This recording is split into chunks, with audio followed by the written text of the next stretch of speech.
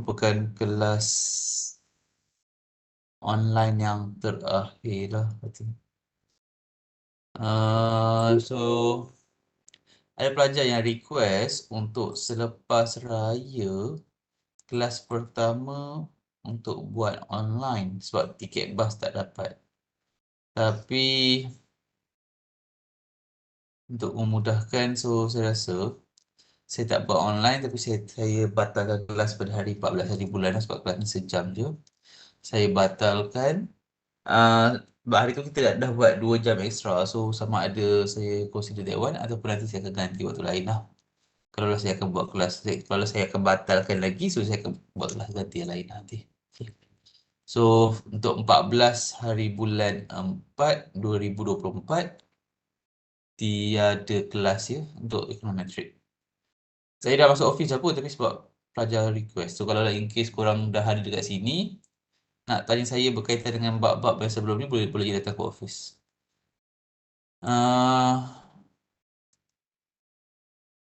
Okay.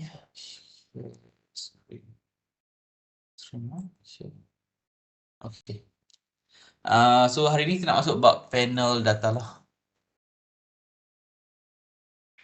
Sebab saya rasa we are sebab bila saya tanya Dr. Nizam, dia maklumkan kelas dia pun dah masuk panel data. So kita sekali dah. Kita bergerak sekali. Sebentar. Syarat. Chapter.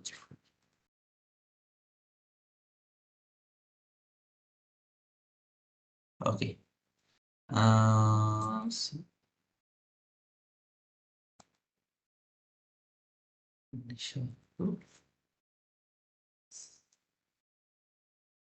Okay, bab 3 berkaitan dengan data panel. So, data panel ni pernah belajar ke dalam kelas data statistik? Tak ada. Tapi data yang cross-sectional ada kan dalam kelas statistik? Ke tak ada juga? Ya. Okay. Now, data kalau ikut dalam econometric, kita ada 3 jenis data lah. We have 3 kinds of data untuk econometric. Yang pertama adalah data yang berbentuk disebut siri masa.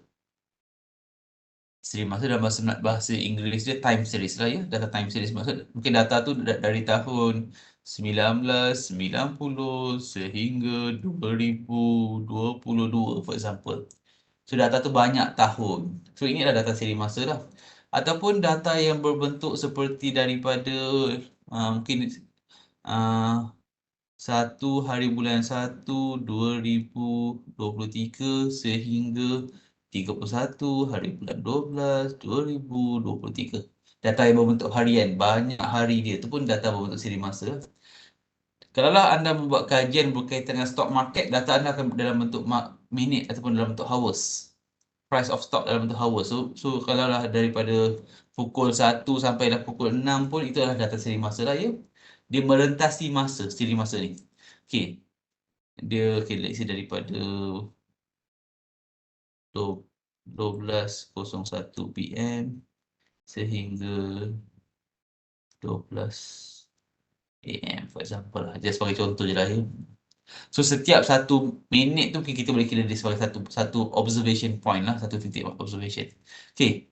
Yang kedua, data yang berbentuk cross-sectional, keratan rentas. Dalam bahasa Inggeris dia adalah cross-sectional. Bahasa Melayu dia adalah keratan rentas. So apa itu keratan rentas? Keratan rentas ni data ni dia across observation. Dia across cross-sectional punya series. Sebagai contoh, data yang melibatkan, for example melibatkan 30 negara. So dia adalah, tapi pada satu kat sini dia cross-section dia banyak I tapi satu T. Satu T. I ni bermaksud banyak jenis negara, banyak negara atau banyak individu satu T, satu tempoh masa. Okay. Siri masa pula dia adalah banyak T, banyak time punya period, tapi hanya satu je I. Satu I maksudnya satu negara lah, satu negara atau satu individu. Let's silakan data KDNK Malaysia dari 1990 sehingga 2022 itulah data siri masa. Sebab dia satu je negara, panjang tempoh dia. Tapi kalaulah data itu bagi 10 negara ASEAN pada tahun 2023 itu adalah banyak negara, banyak I, tapi satu sahaja T, satu tempoh masa. Kalaulah saya menggunakan data pelajar saya, let's say saya ada 45 pelajar dalam satu semester kan. So 45 pelajar ini adalah berbentuk keratan rentas lah ya, across dipanggil apa? Cross sectional, across secara melintang tu ada ramai individu dalam tu lah ya. Bukan secara longitudinal. Ini adalah cross sectional. Now, data panel ini merupakan gabungan di antara data siri masa dan data keratan rentas. So panel ini merupakan siri masa tambah keratan rentas. So what does it mean? Ini maksud ia merupakan satu data. Let's say for example, GDP bagi 30 negara bagi tempoh dari tahun 2010 sehingga 2020 for example. Bermaksud dia ada banyak I, banyak T. Dia ada banyak I, dalam bahasa Inggeris disebut many I, many T lah ya. Banyak I, banyak T. Many I, many T. Inilah data panel. So, kalaulah kita lihat, okay, ya, kalaulah saya menggunakan data pelajar dalam kelas econometrics, tapi bagi setiap semester, bagi tempoh 6 semester. So, ini adalah data yang berbentuk panel. So, anda perlu fahamkan perbezaan di antara data siri masa, data keratan rentas dan data panel. Macam manakah kalau dah saya berikan satu contoh, ini merupakan data apa? So, kena perlu identify dengan tepat lah. Okay. Apakah kelebihan? Sekejap. So, now first dah tahu kita data panel. Okay. Bagaimana saya nak tulis model untuk data panel? Kalaulah data yang keratan rentas, silakan. Saya nak kata keratan rentas, nak tengok apakah kesan income on consumption. Nak lihat kesan income ke atas consumption okay, bagi 100 individu kata sebagai contoh 100 individu. Okay, ini adalah data keratan rentas lah kan. So untuk keratan rentas, so apabila saya nak tulis model consumption bersamaan dengan beta 0 tambah beta 1 income, okay, tambah error term. Okay, dia perlu ada subscript kat bawah ni, perlu ada I dan I. I ini melambangkan dia ada banyak individu, banyak apa keratan rentas secara cross sectional tu ada many I. Tetapi kalau ini adalah untuk keratan rentas cross sectional. Okey, untuk siri masa, untuk time series, untuk siri masa, saya nak tengok kesan kata saya gunakan model yang sama lah kan. Saya masih nak tengok kesan income ke atas consumption. Nak lihat kesan income ke atas consumption. Okay, let's say saya ada bagi satu negara. Bagi satu negara 30 tahun. Bermaksud satu sahaja tempoh masa tetapi ada satu sahaja negara tetapi ada 30 tempoh masa, 30 tahun. So, cara nak tulis model, okay, pada asalnya, the base one is still sama, consumption bersamaan beta 0 tambah beta 1 income tambah error term. Yang basic dia masih sama. Now, perbezaan dia adalah, yang tadi kita letak I kan? Okay, di sana kita akan letak kena letak T. T is for time series. Okay, kalaulah dia adalah siri masa, kita dah buang I tu, kita gantikan dengan T. T itu melambangkan siri masa lah, banyak time. Time 1, time 2, time 3 sampai time 30 tu. Now untuk panel. Panel, data panel lah ya, data. Okay, untuk data panel, kalau lah saya masih nak lihat kesan income ke atas consumption bagi let's say akan bagi 10 negara bagi 30 tahun. 30 tahun. So model tu nanti yang asas masih sama, consumption bersamaan beta kosong tambah beta 1 income tambah R2. Now, what will happen ke atas dia punya, Kevin, what do we call this one? The small, yang T ni kan? What do we call it? What? Okay, katakan saya ada R square. What do we call this one? Not power. This is we call as superscript or subscript. This one adalah superscript. Okay. Yang dekat bawah ni adalah subscript. Okay. So, untuk model kereta rentas ke, siri masa ke panel, yang beza adalah dia punya subscript. Dia punya yang kecil dekat bawah ni lah. I ke T. Kalau lah panel, kita akan letak I, T. I, T, I, T. Dia gabungan di antara cross-sectional dan time series. Benda ni korang memang kena tahu dengan tepat ya. Nanti assignment, kalau korang salah, saya akan potong. Kalau dalam pita nanti korang kena tahu cara untuk menulis model dengan tepat. Kalau korang buat kajian survey, for example. Kebiasaannya kalau buat survey, bermaksud menggunakan data kereta rentas lah. Cross-sectional. Korang survey 100 pelajar, for example. So, itu model korang nanti akan ada I. Tapi kalau korang buat data makro, buat data time series, okay, model korang akan ada T.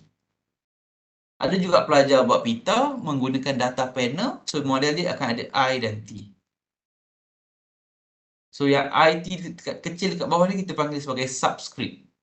SUB script. Subscript ya.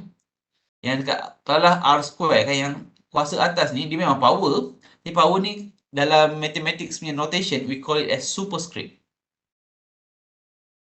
Subscript, script, superscript. Okay. Subscript and superscript. Okay. So sama juga untuk yang beta kosong. Yang kosong ni pun adalah subscript juga. This one pun adalah subscript juga. Ya. Okay. Cuma yang kosong dan satu ini tidak melambangkan observation ataupun individu yang berbeza lah. Dia melambangkan parameter yang keberapa lah. Parameter yang kosong ni constant term. Yang satu ni adalah dia punya coefficients for I. Coefficients for income for example. Okay. Now berbalik kepada slide balik. Okay.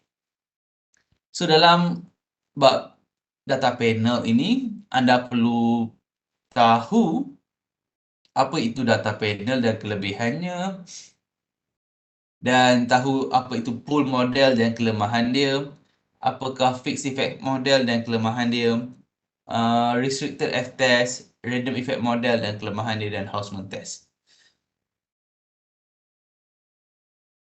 Okay. First, apakah yang dimaksudkan sebagai data panel? Ini yang saya dah explain tadi lah ya. So that panel data is combination of cross-sectional and time series data. Gabungan di antara data kerata rentas dan data siri masa. Sebagai contoh, data GDP, KDNK bagi 10 negara dari tahun 2000 sehingga 2022. So itu adalah contoh data panel lah ya. Dia gabungan di antara kerata rentas dan juga siri masa. So, types of panel data, kita ada balanced panel dan unbalanced panel. Sekejap, saya just nak tambah satu kat sini. Another one yang korang perlu tahu adalah types of panel regression. Panel data regression. Panel data regression. Dalam look at static. Kita akan ada dalam semester ni kita akan belajar tiga jenis regresi panel data, iaitu pool model, fixed effect model, and random effect model.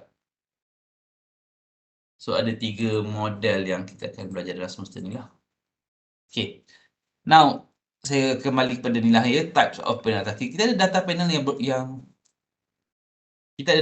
yang balance dan kita juga ada data panel yang unbalance. Apakah yang dimaksudkan sebagai balance dan unbalance? Saya bagi sedikit contoh.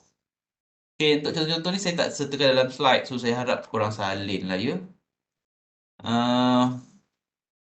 Katakan untuk balance panel. Okay, data panel yang balance. Balance ni maksudnya apa? Let's say lah, saya ada data untuk 3 negara bagi tempoh ataupun tak yalah, okay, saya ada data for 5 negara bagi tempoh 3 tahun. So let's say lah kan, kalaulah let's say negara A saya ada data bagi tahun yang pertama, tahun kedua, tahun ketiga. Negara B pun ada tahun pertama, 2, 3. Negara C ada data 1, 2, 3. Negara D data 1, 2, 3. Dan negara E ada data 1, 2, 3. Okay.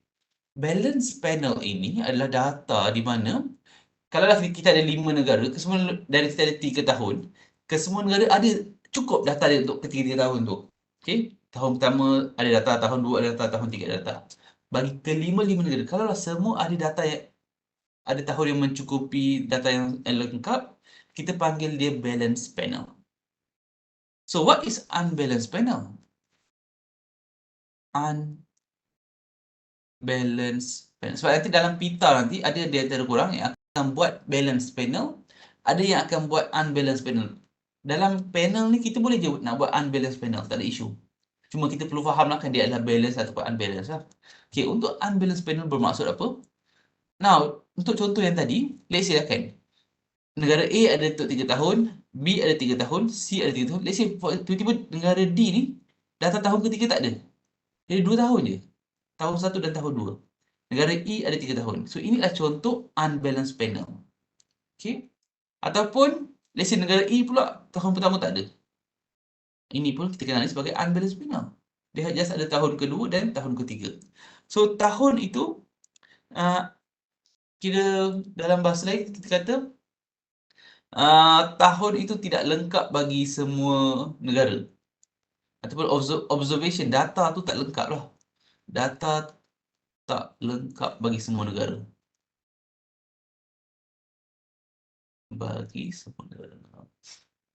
Ingat ya, boleh je korang nak buat balance ataupun unbalanced panel. Cuma kena lihat lah, kena pastikan dia okey lah. Isu yang tak bolehnya adalah, kita katakanlah negara A hanya ada tahun 1 je. Negara B hanya ada tahun 2 sahaja. Kemudian negara C ada tahun 3 je. Kemudian negara D pula ada tahun 2 sahaja. Dan negara E pula ada tahun 3. Ini memang tak boleh lah.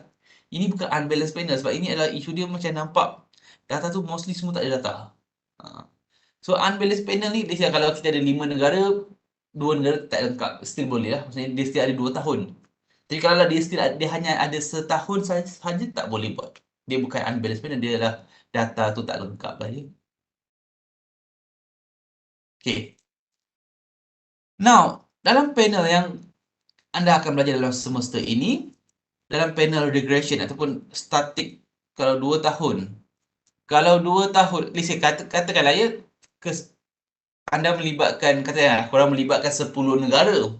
Tempoh dia 3 tahun. Tetapi ada negara yang ada 2 tahun je, boleh je, tak ada masalah. Masih boleh dilakukan lah.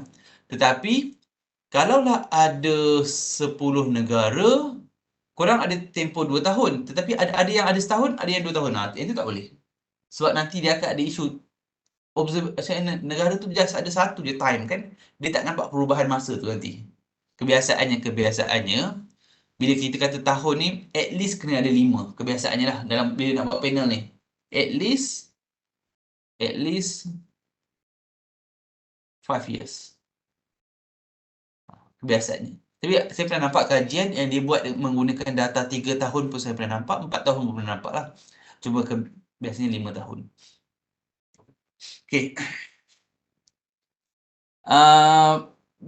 Panel data regression yang anda akan belajar dalam semester ni adalah data pool model, fixed effect model dan juga random effect model. Just tiga model yang akan belajar sini ni. Ini pun dah agak, dia tak adalah susah sangat, tapi kita ada pelajar yang akan buat model seperti inilah. Pool, fixed effect dan random effect. Kalau anda nak buat panel data regression untuk pita ke, untuk assignment ke, anda tak boleh buat just satu, kena buat ketiga sekali. Kena buat 3 model. Data model untuk pool, model untuk fixed effect model dan model untuk random effect model. So dalam kelas hari ini, saya akan ajar pool dan fixed effect model. Untuk random effect model, kalau sempat kita masuk, kalau tak sempat kita sambung lepas cuti mid-sem. Okay. Di sini adalah basic panel data, ini yang saya tulis sediakan, basic panel data regression punya equation, iaitu YIT bersamaan beta kosong tambah beta 1 XIT tambah error term IT. Saya just nak inform bahawa dalam model panel, dalam persamaan panel data ni, perlu ada IT ni lah. Subscript IT ni penting. Ya. Pada beta ni hanya ada kosong satu, tak perlu letak beta kosong IT, beta 1 IT, tidaklah ya, sebab dia yang standard adalah just beta. Yang standard just beta kosong, beta 1. Tetapi nanti kita akan lihat sewaktu kita menggunakan fixed effect dan random effect, yang beta kosong tu akan berubah. Okay. So, saya bagi satu contoh, GDP-IT bersamaan beta kosong tambah beta 1 FDI-IT tambah beta 2 UN-IT tambah error term IT lah. So, ini bermaksud kita ada satu dependent variables dan 2 independent. So, kalau kita menggunakan data panel, okay, kalaulah anda buat data panel, kalaulah anda ada 3 negara, maksimum pun boleh ubah X yang anda boleh ada, maksimum pemboleh ubah bebas adalah I tolak 1. Bermaksud apa? Kalau ada 3 negara, maksimum pemboleh ubah X yang boleh ada hanya 2 sahaja. Okay, negara ni mewakili I lah kan. So 3 ni I bersama dengan 3 lah. Kalau 3 negara, I bersama dengan 3. So maksimum pemboleh ubah bebas hanyalah 3 tolak 1, iaitu 2 sahaja. So, katakanlah saya ada data bagi 5 negara ASEAN dari tahun 2000 sampai 2010 katakan. So, bermaksud apabila saya ada I saya 5 negara ASEAN, maksimum pemboleh ubah X, pemboleh ubah bebas, pemboleh ubah X saya, maksimum X adalah 4. Ini dari sebab apa purpose nanti waktu kita nak run random effect model ni, kalau dah terlalu banyak tak boleh run. So, kalaulah anda nak tambah pemboleh ubah X, make sure anda juga tambah apa? Tambah negara. Okay. Okay, before saya nak masuk ni advantage. Atau boleh masuk lalu. Okay. Apakah kelebihan data panel? So, ada 1, 2, 3, 4, 5, 6 kelebihan data panel. Tapi disebabkan ayat-ayat ni terlalu panjang, so saya ada boldkan yang spesifik tu lah. So, korang boleh fokus pada yang bold pun should be enough. So, since panel data relate to individuals, firms, state, countries, etc., over time there is bound to be heterogeneity in these units. The techniques of panel data estimation can take such heterogeneity explicitly into account by allowing for subject-specific variables. Okay. Dalam bahasa mudah lah ya, dia kata. Panel data ni kan melibatkan banyak I. I ni adalah sama ada banyak individu, banyak firma, banyak negeri, banyak negara, sebagainya kan. So, panel data ni dia boleh, so apabila kita banyak individu, banyak negara sebagainya, sebagai contoh, akan ada heterogeneity. What is heterogeneity? Akan ada macam apa? Perbezaan. For example, I give you an example. Okay. Let's say saya menggunakan data panel bagi 5 negara ASEAN. ASEAN tu apa? What is ASEAN represent apa ni? Negara Asia Tenggara ya, ada 10 negara ASEAN. Okay, Association of Southeast Asian Nation ni. Dia silakan saya pakai Malaysia, Singapore, Thailand, and then saya pakai Philippines and Indonesia. So this is 5 ASEAN 5 lah. Kita ada lagi 5, Cambodia, Laos, Myanmar, Vietnam and Brunei. Okay. So let's say saya ada 5 negara ASEAN. Kita faham bahawa kelima-lima negara ni dia bukannya mempunyai ciri yang sama, ada ciri yang berbeza. For example, this one adalah developing. This one adalah develop.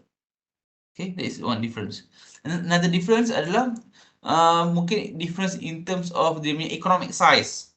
Okay, this one adalah antara negara yang mempunyai high GDP per capita compare dengan this one. Ataupun kita nak kata between size negara, bilangan populasi negara. Okay, this one have the highest population, this one have the lowest population. So adanya inilah kita sebut sebagai heterogeneity. Benda ni sangat penting, sampai pita dia benda ni lah. Heterogeneity. Heterogeneity dalam bahasa mudah adanya kepelbagaian. Ataupun adanya variation. Dia represent the same things. Adanya kepelbagaian, adanya variation di antara negara, adanya ciri-ciri karakteristik yang berbeza. Negara maju ada, negara membangun ada. Negara yang high GDP per capita ada, low GDP per capita ada. Negara upper middle income countries ada, low middle income countries ada. So adanya kepelbagaian lah.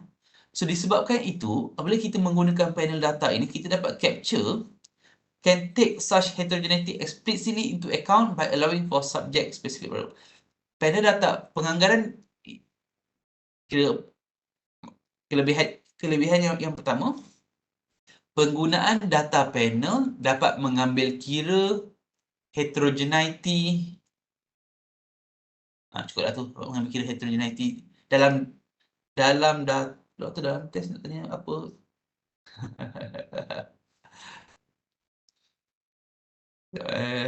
Raihana.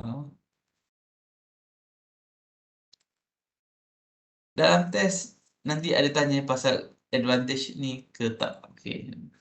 That is a good question lah. Okay. Saya perasan lah kan, saya mungkin I'm too exam centric and it might be not good lah kan.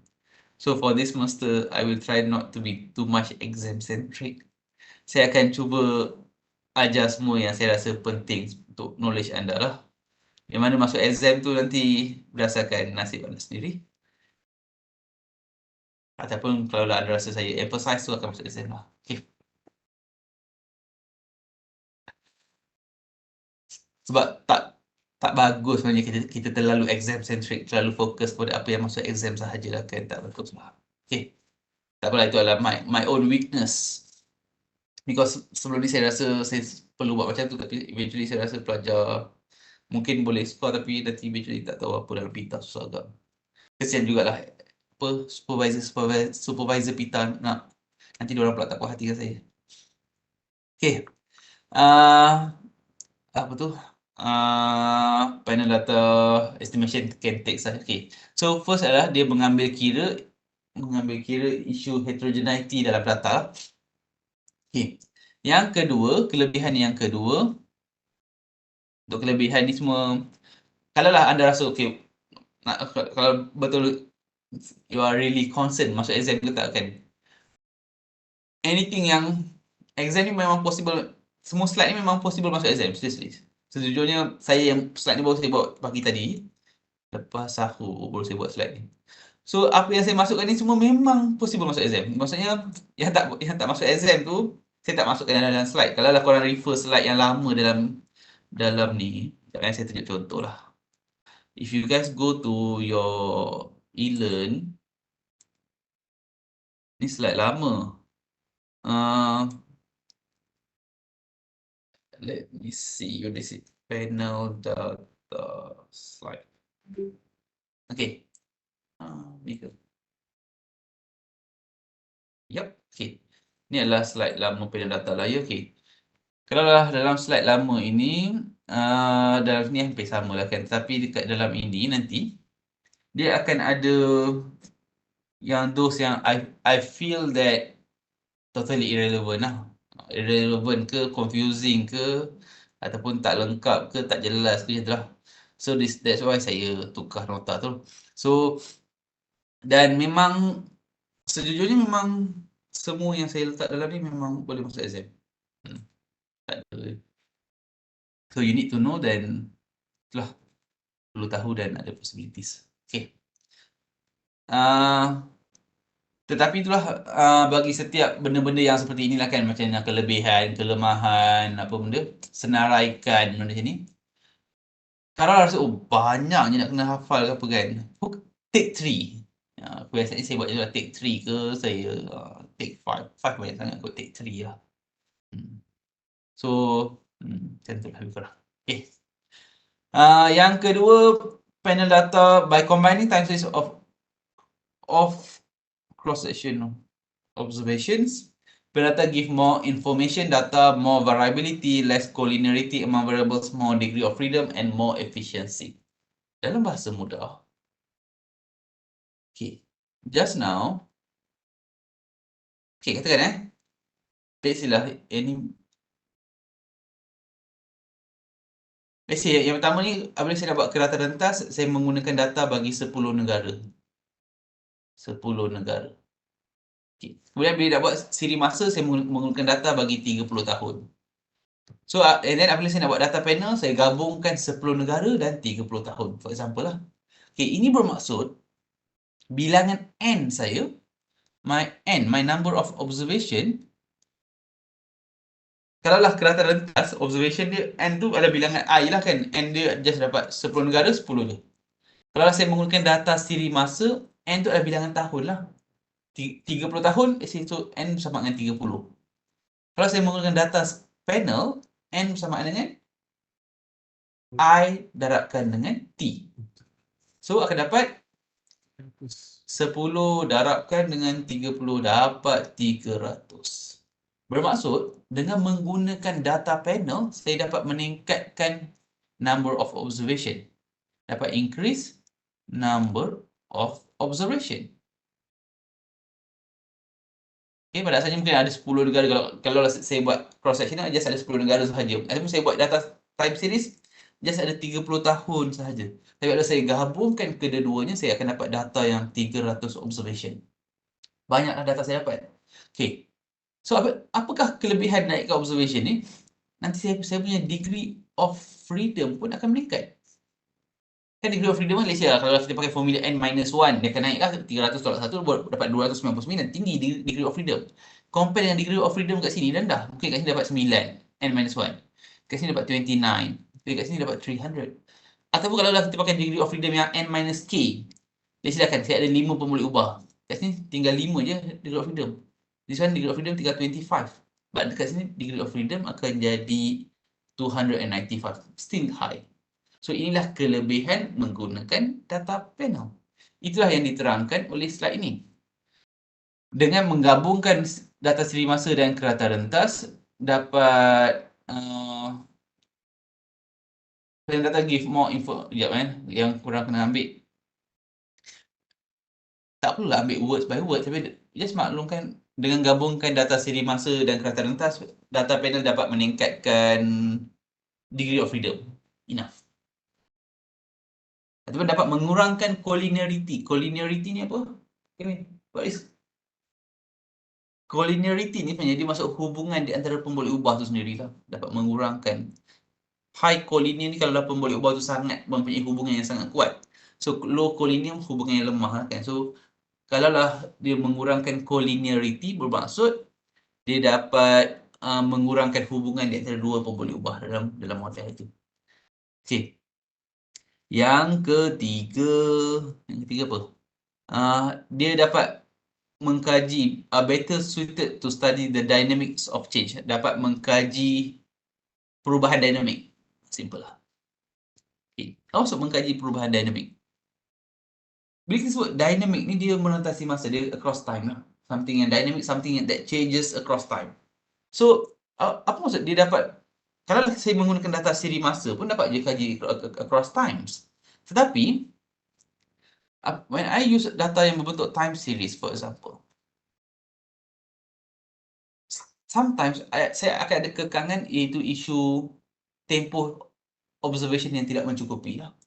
Sebagai contoh, katakanlah saya nak lihat apakah kesan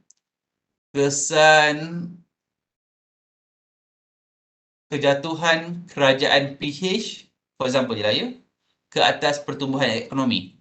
Let's say PH jatuh 2019. So 2019 kerajaan PH jatuh. So apakah kesan kejatuhan dia ke atas ekonomi? Tapi kalau ikut data yang saya ada 2019, 2020, 2021, 2022, 2023, saya just ada 5 tahun je observation. Yang selepas itulah, after this one saya ada just 5 years sahaja. Tidak mencukupi. Maksudnya it's not enough lah untuk saya buat kajian. So what I can do is, kalau saya menggunakan data panel, saya dapat lihat saya melibatkan 13 negeri. So still lihat kesan kejatuhan PH, tapi lihat, maksudnya bukan Malaysia secara total, tapi melihat dalam konteks each negeri, jadikan dia satu data panel, 13 negeri 5 tahun. So observation pun saya dah meningkat 13 darab 5. Is 15, 50, 65, 65. So observation pun dah naik dan saya dapat kaji perubahan dinamik dalam negara itu macam mana sendirilah. So dia info apa lagi? Job spells of unemployment, job turnover, labor mobility, pergerakan buruh pun dapat dikaji menggunakan data panel. Tetapi ada juga kajian, caveat dia adalah masih ada je kajian. Kita masih boleh kaji apakah kesan unemployment ke atas economic growth menggunakan data time series. Boleh je, tak ada masalah. Cuma data panel ni mungkin dia ada prospek kalau kita nak lihat apakah kesan pengangguran ke atas pertumbuhan ekonomi bagi negara ASEAN. So kita menggunakan data panel kerana dia merangkumi banyak negara lah. Tapi kalau saya nak lihat kesan pengangguran ke atas pertumbuhan ekonomi bagi Malaysia, so saya tak payah gunakan data panel. I can just use data time series ataupun I can use panel kalau saya melibatkan banyak negeri. So itu adalah option-option yang ada lah. Yang keempat, panel data can better detect and measure effects that simply cannot be observed in pure cross-section or pure time series.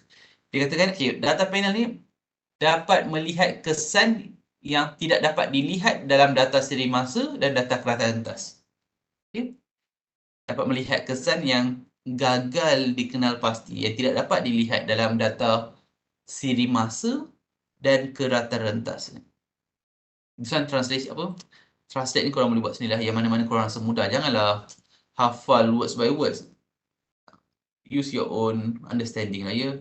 Dalam nota, even for this subject ataupun any other subject, use your own words supaya korang lagi mudah nak faham lah. Okay. Dan yang kelima, dapat mengkaji isu yang lebih kompleks lah. Dapat mengkaji complicated behavioral models.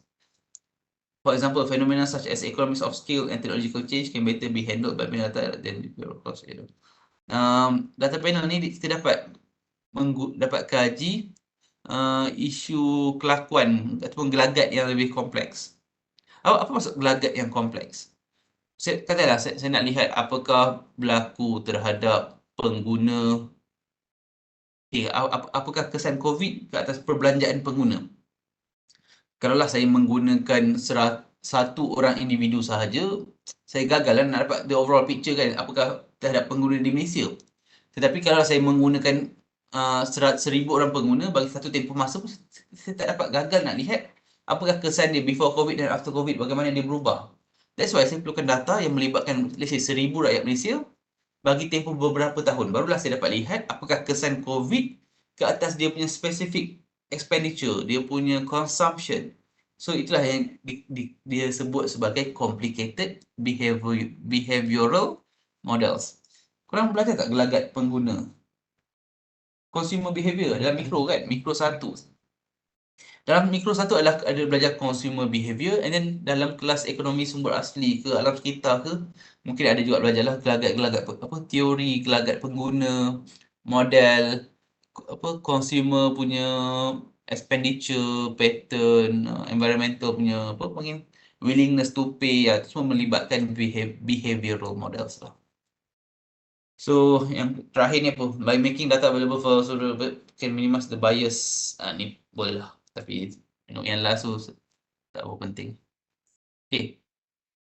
Now kita nak lihat model. Tadi saya dah maklum kita ada 3 panel data regression yang static tau.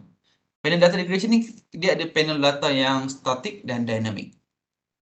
Panel punya regression kita ada yang static dan kita ada yang dynamic. Kalau saya sebut static ni bermaksud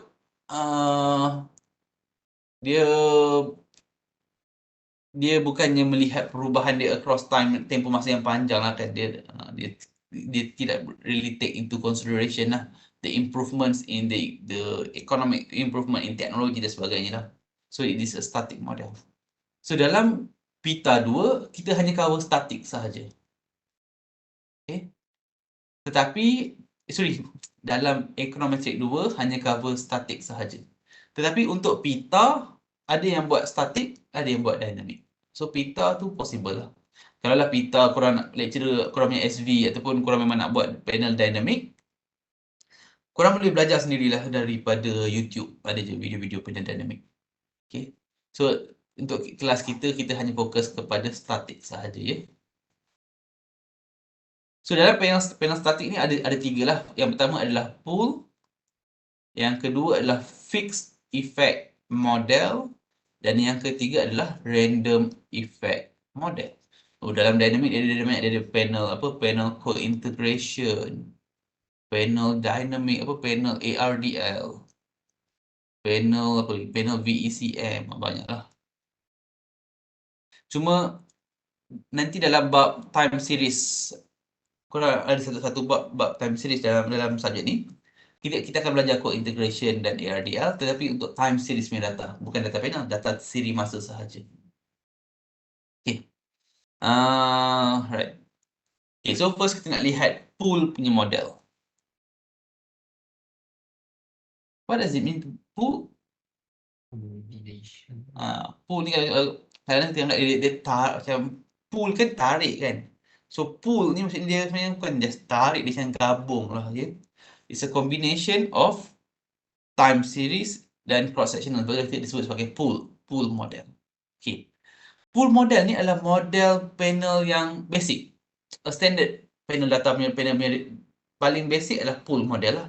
Fixed effect dan random effect ni akan ada perbezaan. So kalau anda lihat persamaan dia, persamaan untuk pool ni adalah, persamaan untuk pool adalah YIT bersamaan dengan beta kosong tambah beta 1 XIT tambah error term IT. So ini adalah persamaan untuk pool model. Okay. Model pool ini dia juga dikenali sebagai constant coefficient model, CCM. Okay. Dia adalah non-comparable comparisons between observations,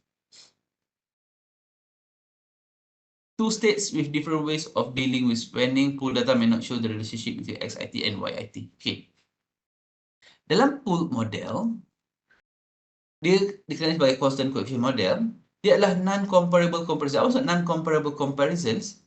Dalam pool model ni saya tidak dapat nak compare. Silakan, saya ada 5 negara for example. Saya nak lihat kesan FDI ke atas GDP growth. Okay, kalau saya menggunakan kalaulah saya menggunakan data regresi pool model ni, pool model regression, saya tak dapat nak lihat apakah kesan FDI ke atas GDP growth bagi negara satu dengan negara dua, macam apa kesan dia. Faham tak? Saya hanya dapat lihat apakah kesan secara total, apakah kesan FDI ke atas GDP growth bagi kelima-lima negara. Not for each specific countries. So yang ini dia tak dapat address yang isu heterogeneity tu lah. Heterogeneity ni bukan dalam pool, dia dalam model fixed effect dan random effect baru ada lagi. Baru dapat address isu heterogeneity. Untuk pool model ini, saya hanya dapat lihat kesan secara total, secara umum sahaja. So itu dia kata dia non-comparable between observations. Saya tak dapat compare between dua negeri, dua negara, macam mana kesan dia. May not show the relationship between XIT and YT by countries lah ya. Maksudnya saya hanya lihat apakah kesan FDI ke atas GDP growth, tetapi bukan kesan FDI bagi Malaysia ke atas GDP growth bagi Malaysia. Saya tak nampak lah. I can just see apakah kesan FDI ASEAN ke atas GDP growth ASEAN. Itu saja. Bukan FDI bagi specific countries.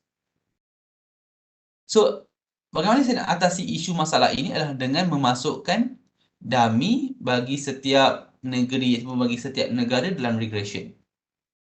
Sehingga model itu nanti akan jadi YIT bersamaan beta I tambah beta 1 XIT tambah error term IT. So, inilah model bagi fixed effect model. Okay. Ini adalah model. This one is model for pool. So what's the difference between pool and fixed effect model? Beta dia punya subscript. Subscript untuk beta kosong sahaja beza. Kat sini adalah beta kosong, kat sini adalah beta I. So what does it mean to be beta I? Masih ingat ke apabila saya letak, apabila kita belajar subjek heterogeneity, apa? Bukan. Heteroscedasticity. Okay, apabila kita belajar heteroscedasticity, we have sigma square. Sigma is to represent the variance lah kan. And then we have sigma square I. I ni menunjukkan apa? Ada masalah hetero. Bukan, ni dah I ni dia menunjukkan sigma square ni dia berbeza mengikut I. It is not a constant sigma square, but sigma square yang berbeza bagi setiap I. I yang pertama ada nilai sigma square yang berbeza. Silakan, kalau I1 ni nilai sigma square dia beza compare dengan Allah. Kenapa saya punya pen? Okay. Compare dengan sigma square yang 2. Ataupun compare dengan sigma square bagi observation yang 3. Ataupun compare dengan sigma square bagi kenapa bunyi 3 je. Sigma square bagi observation yang 4. Ini bermaksud bagi setiap I itu, bagi setiap observation, setiap I, setiap cross sectional units, dia punya sigma square itu berbeza. Okay, sebab itulah dia ada I.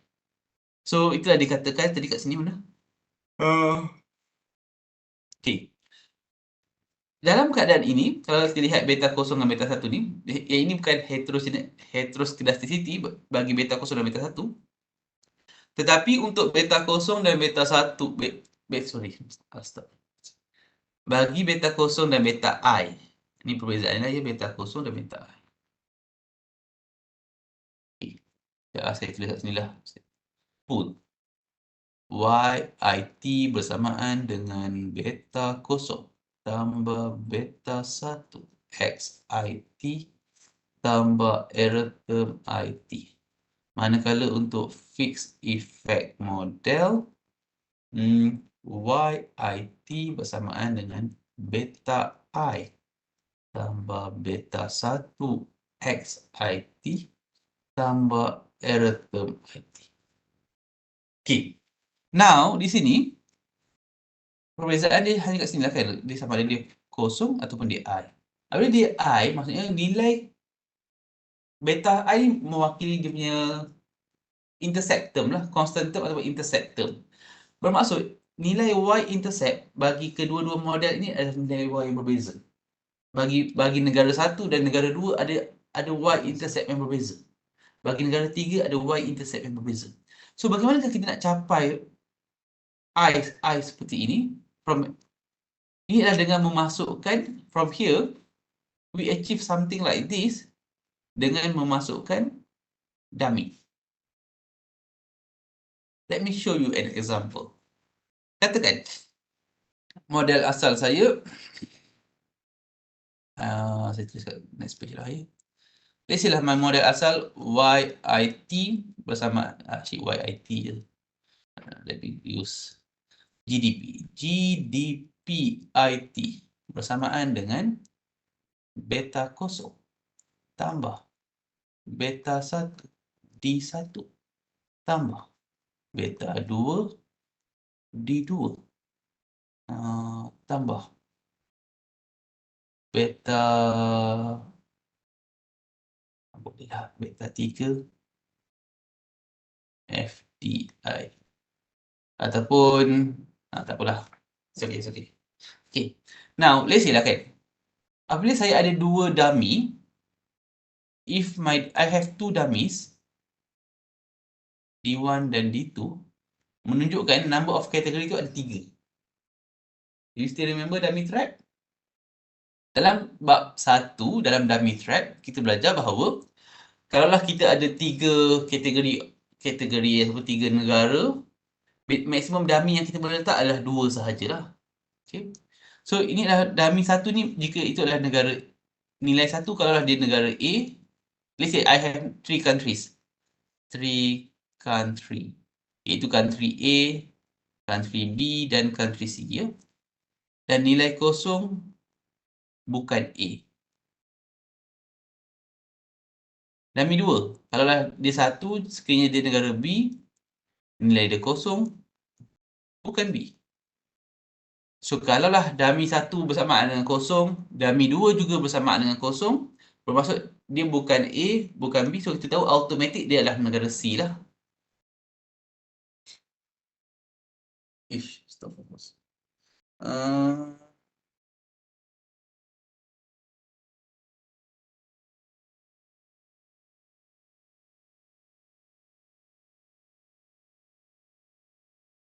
Okay, so now, let's say lah kan, saya masukkan nilai, let's say first saya nak dapatkan bagi negara A punya model. GDP IT bersamaan dengan beta kosong. I think saya buat kat sebelah tepi tu lah. Okay, bagi negara A punya model, GDP IT bersamaan dengan beta kosong tambah beta 1. Okay, bagi negara A, dummy 1 dia nilai dia 1 lah. Nilai dia 1. Okay, bagi negara dummy 2 ni, sebab dia bukan B, so nilai dia kosong. Tambah beta 3 FDI IT.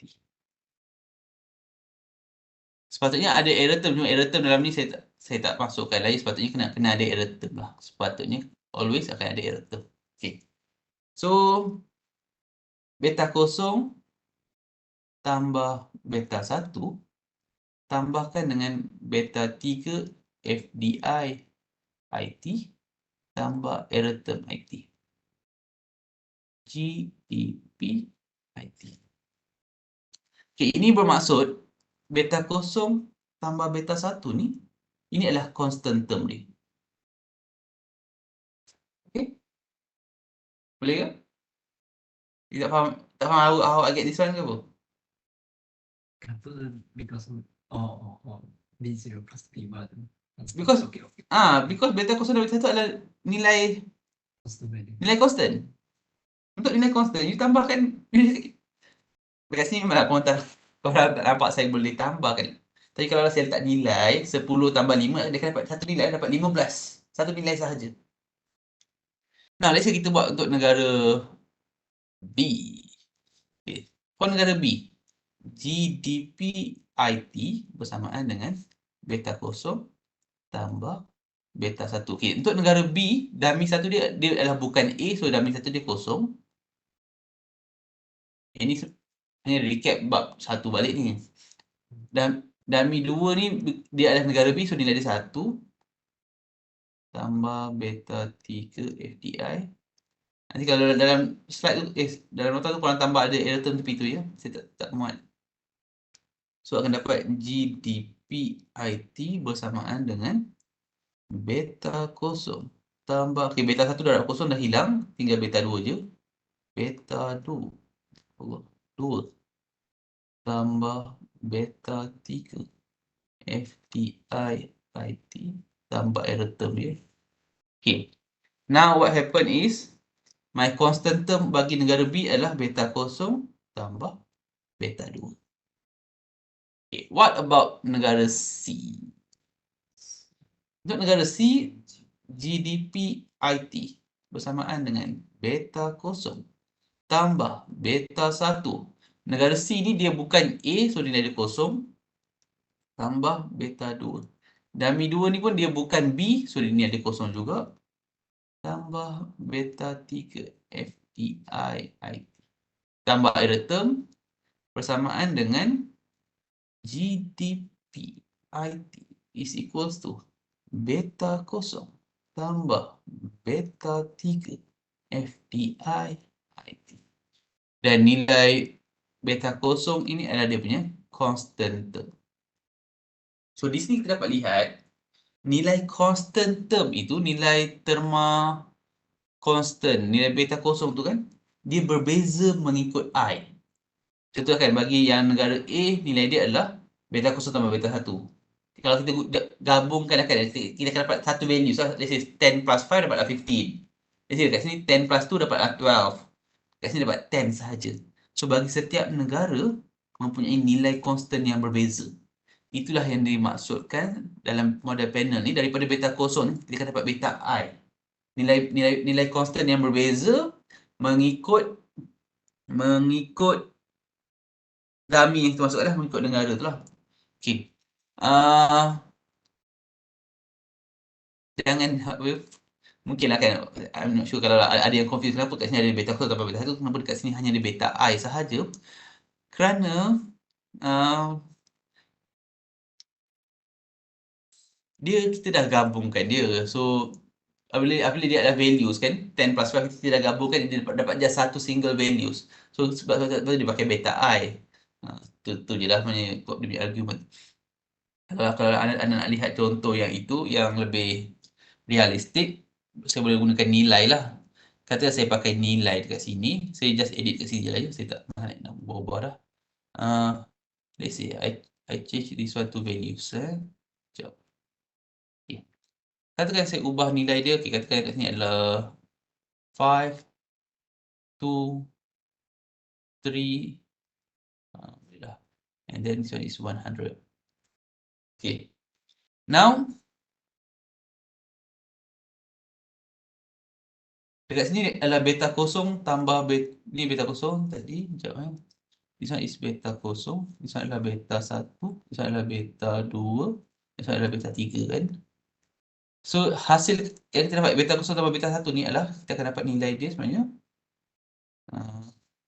Beta kosong tambah beta 1. 5 tambah 2 dapat 7. 7 tambah 100. Okay. Dan kat bawah tu saya akan dapat beta kosong tambah beta 2. Saya akan dapat beta kosong tambah beta 2. 8. 8 tambah 100. Dan dekat bawah ni lagi saya akan dapat beta kosong sahaja. Tambah beta 3. Beta kosong apa? 5. 5 tambah 100. So ini menunjukkan nilai beta ni berbeza lah. Tu actually dia letak beta I sajalah kan. Nilai beta tu berbeza. Tu je. So nilai beta 1 ni sama je. Sorry, beta 3 ni sama, tak berubah lah. Dan jangan rigid lah kan. Sebab dalam nota ni saya pakai beta 1. Dia tak semestinya beta 1 lah kan. Sometimes saya boleh je saya pakai kat sini alpha kosong, alpha 1, alpha 2. Dan kat sini pula bolehlah saya pakai beta 1. Sampai saya buat macam ni. Sometimes saya akan ubahlah alpha, beta, theta, gamma, delta macam tu lah. So it is possible lah, anything boleh je. Jangan rigid je dalam matematik ni. Econometric ni macam kelas matematik lah kan, matematik ataupun admat lah.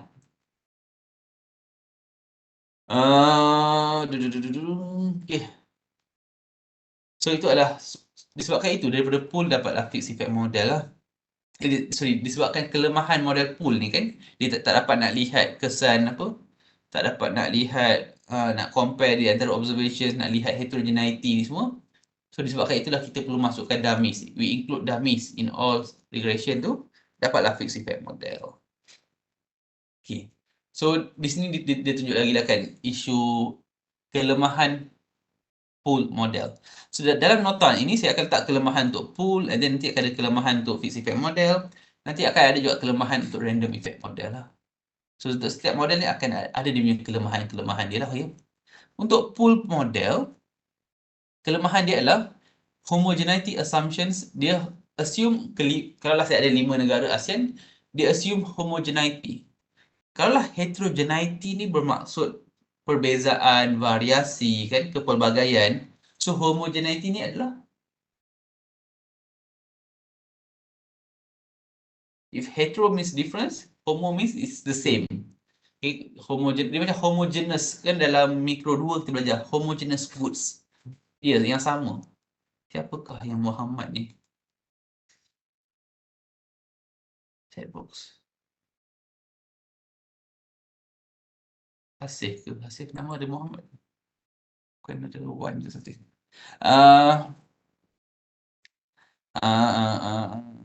Okay lah, setelah ya. So homogeneity assumption ni adalah andaian homogeneity adalah di mana kita mengandaikan, kalau dalam model mengandaikan kelima-lima negara ni sama je natures dia.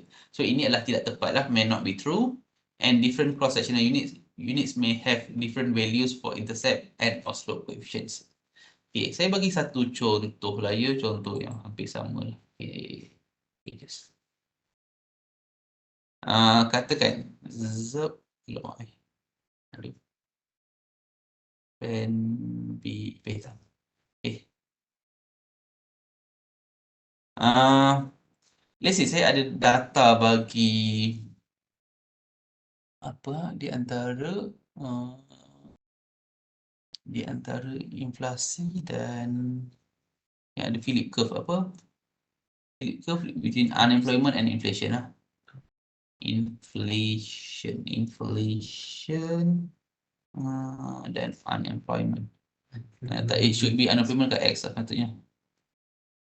So unemployed yang pengaruhi inflation sepatutnya lah. Unemployment and inflation. Philip curve anda belajar kan? Dalam mana? Makro. Okay.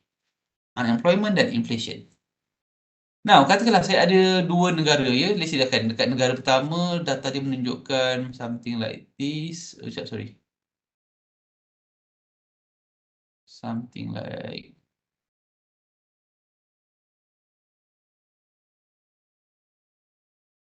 okay, and then data kedua, negara yang kedua menunjukkan data dia something like this lah.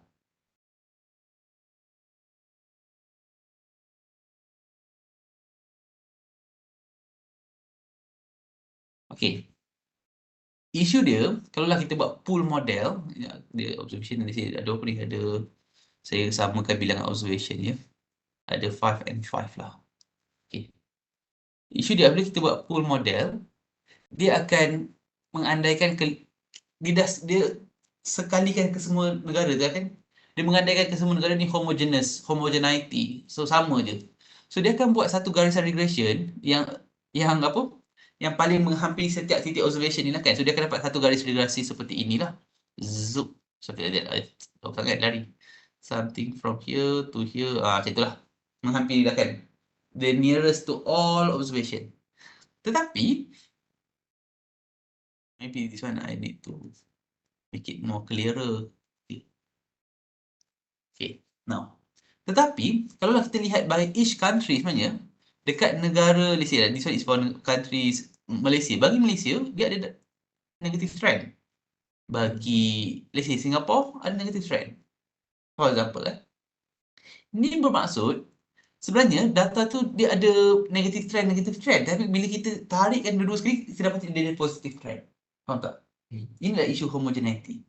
Because kita tak boleh simply tarik semua negara dalam satu. We cannot simply pull every country because every countries have their own differences. That's why when fixed effect is lebih better because fixed effect dia ambil kira perbezaan ni. Dalam fixed effect, kan our model is beta I kan? So the intercept can be different. So you can have two model yang have two different intercept. But in pool model dia just ada satu je intercept. That's why pool model ni dia problematic lah ya. So gambar rajah ni pun tunjuk benda yang sama. Kita ada dua grup. Grup 1 dan grup 2. Kalau untuk grup 1, based on data ni kita dapati dia ada hubungan positif. Dan dekat grup 2 ni based on data ni ada hubungan positif. Tapi apabila kita gabungkan kedua-dua kumpulan, kita akan dapati dia ada trend yang ni lah, yang garisan putus-putus ni kan. Dia ada seolah-olah dia still ada positive relationship tapi dia lebih steep. Okay, this one tidak, sign dia masih sama tapi dia lebih steep lah, lebih steep dia punya slope. Okay, dia kata bias slope when fixed effects are ignored lah. Sebab sepatutnya mungkin apabila X meningkat 1 unit, Y naik 0.5. Tapi apabila dia gabungkan kedua-dua data, dia dapati, oh apabila X naik 1 unit, Y naik 10. Nilai dia jadi besar tau, bila slope dia besar. Sebab itulah salah benda ni.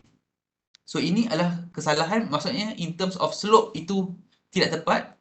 Dan di sini in terms of masih slope tapi dia totally mengubah sign.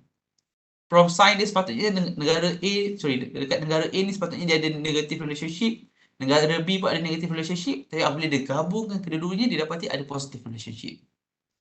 Manakala this one, dekat negara A memang ada positive relationship dan B pun positive relationship. Tapi dia punya kecerunan tu tidaklah steep. Tapi apabila dia gabungkan, dia jadi a steep, very steep slope.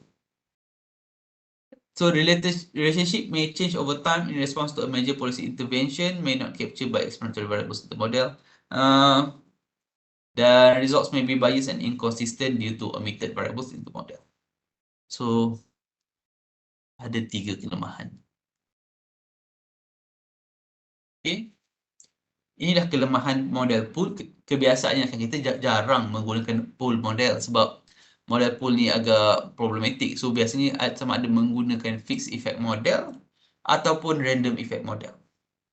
Tetapi bagaimanakah saya nak tentukan model manakah yang terbaik? So kita ada pengujian yang kita perlu lakukan. Sama ada kita nak pilih model pool ataupun model fixed effect. So kita akan lakukan ujian restricted f-test. Kemudian sama ada nak pilih model fixed effect ataupun random effect, saya boleh lakukan ujian Hausman test. Nanti dalam ni saya akan tunjuk lah ya. Okay, so ini adalah untuk settle untuk pool. Next kita masuk fixed effect model. So seperti saya dah maklumkan tadi, fixed effect model perbezaannya adalah kat sini ada I ni lah. Okay, kalau yang tadi tu dia adalah beta kosong, but this one adalah beta I. So the term fixed effects is due to the fact that although the intercept may differ across subjects, each entity intercept does not vary over time, that is, it is time invariant.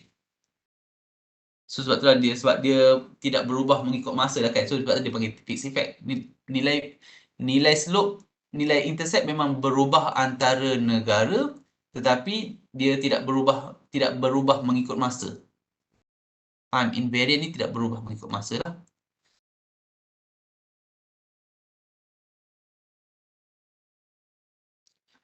Notice that, tetapi kalaulah tempat beta I ni saya letak beta IT, if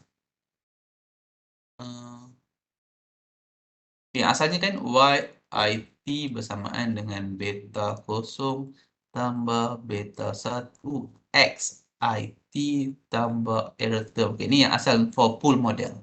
Kemudian untuk fixed effect model, YIT bersamaan dengan beta I tambah beta 1 XIT tambah error term IT. Now, untuk if saya tulis dia macam ini, YIT bersamaan dengan beta IT tambah beta 1 XIT tambah error term IT. Nampak ni kan? Maksudnya, di sini kita kata dia adalah fixed effect model di mana nilai beta 1 itu nilai intercept berbeza antara negara tetapi dia tidak berubah mengikut masa lah. Tetapi kalau saya letak IT, dia berbeza mengikut negara dan berubah mengikut masa. Okay. So kalau saya nak buat dia IT ni, dummy tu saya perlu letak dummy untuk negara. Kalau ada 3 negara kena ada 2 dummy. Manakala saya perlu ada dummy untuk tahun. Kalau ada 5 tahun, kena ada 4 dummy untuk tahun. Barulah saya boleh capture beta IT. Nilai intercept yang berbeza mengikut negara dan berbeza mengikut masa. Tapi kebiasaannya dalam econometric 1 ni kita just fokus on this one je lah. Yang ini hanya just pengetahuan saja. Kebiasaan jarang lah. Tanya lah exam. Okay. So itu yang dimaklumkan, if you were to write the intercept as beta IT, it will suggest that the intercept of each entity or individual is time variant. Dia berubah mengikut individual dan mengikut masa. So yang berubah mengikut individual dan mengikut masa ni kita kenali sebagai two-way fixed effect model. Manakala kalau sintak yang beta I sahaja, yang hanya berubah mengikut. Sekejap ya. Hello. Waalaikumsalam. Ya.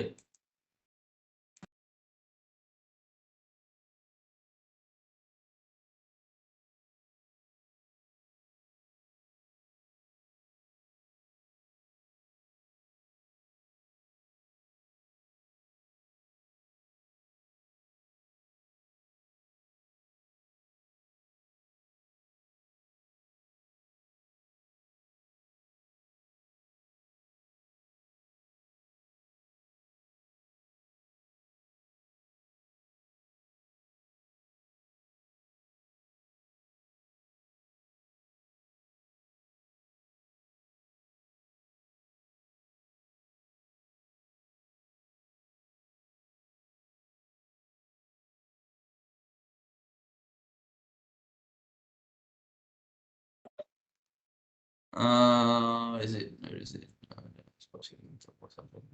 Pause. Okay. Sorry. Apa tadi ya? Okay. Kalaulah dia berbeza mengikut I dan kalaulah dia ada beta, sorry. If beta kosong tu dia jadi beta IT, kita kata dia adalah two-way fixed effect model.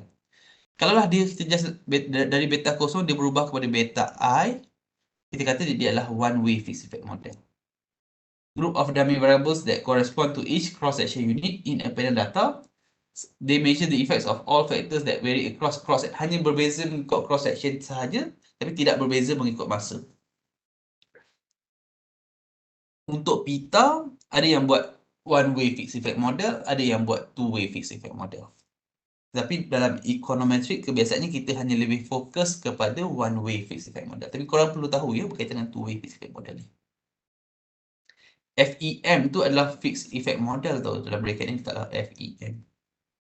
Fixed effect model. Okay. Okay lah, situlah. Dan okay. Kalaulah saya nak uji, maksudnya first dah belajar berkaitan dengan pool, and then dah belajar berkaitan dengan fixed effect model. Okay, now saya nak tentukan, okay, saya nak dalam kajian saya ni, saya nak pilih model pool ke ataupun model fixed effect model, nak choose either one, perlu lakukan ujian restricted F-test. Okay. Restricted F-test ni saya tak pasti korang pernah belajar ke tidak dalam statistik, ada tak? F-test ada. Ada? F-test ada? Ah. Belajarlah RSSR, RSSUR ni semua. Ada kan? Ada. So, ini adalah just ulangan balik je lah ya. So, restricted F-test ni ada 5 langkah. Yang pertama adalah hypothesis. Hypothesis null dan hypothesis alternatif. Hypothesis null dia mengatakan bahawa dalam, biasanya kan saya tak ambil daripada depan ni. Saya just inform hypothesis null mengatakan bahawa pool model is more appropriate. Hypothesis alternatif mengatakan fixed effect model is more appropriate. Yang depan-depan ni mengapu je panjang-panjang sangat kan. Ambil yang belakang lah ya. Pool model is lebih baik, is more appropriate, ataupun lebih bersesuaian. Ataupun yang alternatif, fixed effect model is more appropriate. Model kesan tetap lebih sesuai. So F statistics adalah RSSR. Formula untuk F statistik adalah RSSR tolak RSSUR dibahagikan dengan M bahagi RSSUR dibahagikan dengan N tolak K. Itu adalah formula pengiraan F statistics. So nilai F statistics sometimes sekiranya ada bilangan R ada bilangan RSS ni, ada nilai RSSR. RSS tu apa?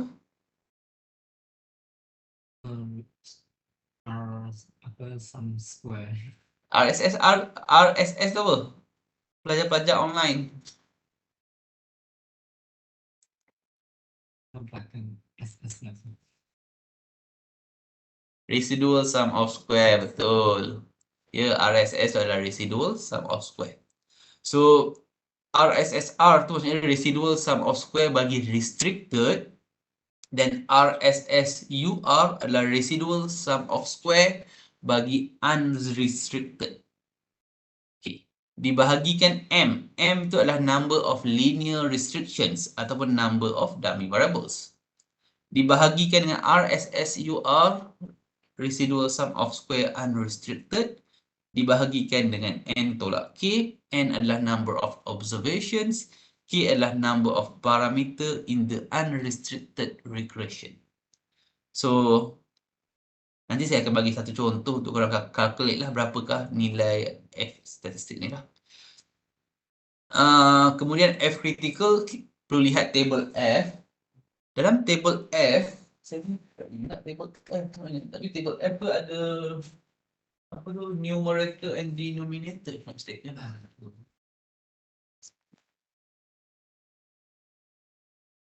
So dalam table, this is F, this is F. So dalam table F dia akan ada numerator dan denominator lah. Dekat sebelah atas dia adalah numerator, dekat sebelah bawah dia adalah denominator. So numerator dia adalah, kalau ikutkan kita akan ambil M sebagai numerator, ya, M ini sebagai numerator, N minus K sebagai denominator. So keputusan dia adalah, decision dia, kalaulah F statistics lebih besar berbanding F critical, kita akan reject null hypothesis. Sebaliknya, kalaulah F statistics lebih kecil berbanding F critical, kita akan gagal untuk reject null hypothesis. Dan conclusion, this semesta you ambil research method kan? Tak belajar ke F statistics semua? Hypothesis belajar tak? Tak lagi. Conclusion dia, if kita akan reject, kalaulah kita reject null hypothesis, conclusion dia adalah fixed effect model lebih sesuai.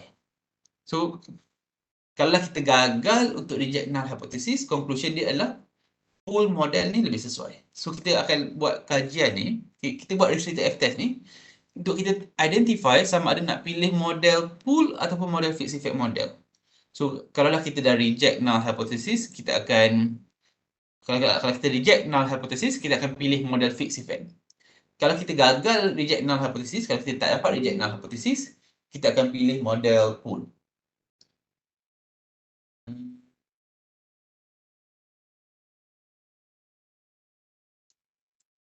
Okay.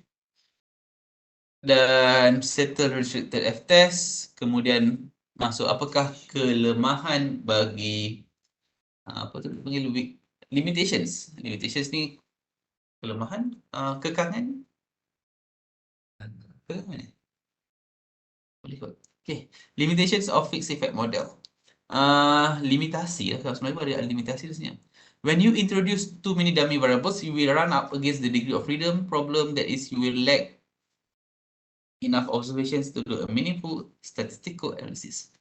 Katakan, saya explain lah ya. Okay, yang pertama, dia kata apakah kelemahan dia? First one, apabila kita masukkan terlalu banyak pemboleh ubah dummy, kita akan ada isu degree of freedom lah. Let's say sebagai contoh, new. Sebagai contoh, katakanlah saya ada model, saya ada GDP, model yang sama lah, bersamaan dengan beta 0 tambah beta 1 FDI tambah error term. Okay. This is IT, this is IT. This is IT. Di sini saya pakai I Okay, beta I. Okay, now katakan saya, ini adalah model saya. Okay, let's say lah, let's say saya ada bilangan negara, ada N saya bersamaan dengan, bilangan I. Bilangan negara saya ada 50. Okay, bilangan T saya ada 10 tahun. I have 50 countries for 10 years. So, bilangan N, total N saya bersamaan dengan 50 darab 10 dapatlah 500. Okay. Katakan saya buat fixed effect model. Kalaulah saya nak buat one way fixed effect model, berapa banyak bilangan dummy negara saya perlu masukkan? pelajar-pelajar online. Sekiranya saya ada 50 negara 10 tahun, saya nak buat one way fixed effect model. Berapa banyak dummy, pemboleh ubah dummy yang perlu saya masukkan dalam model?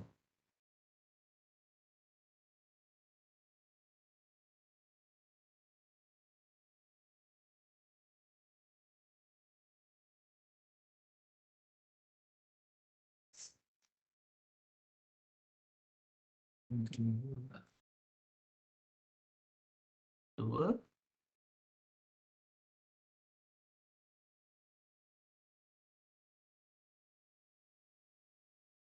Sebab ni.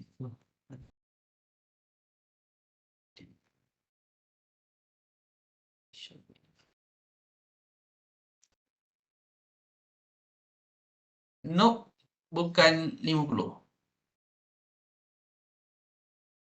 9.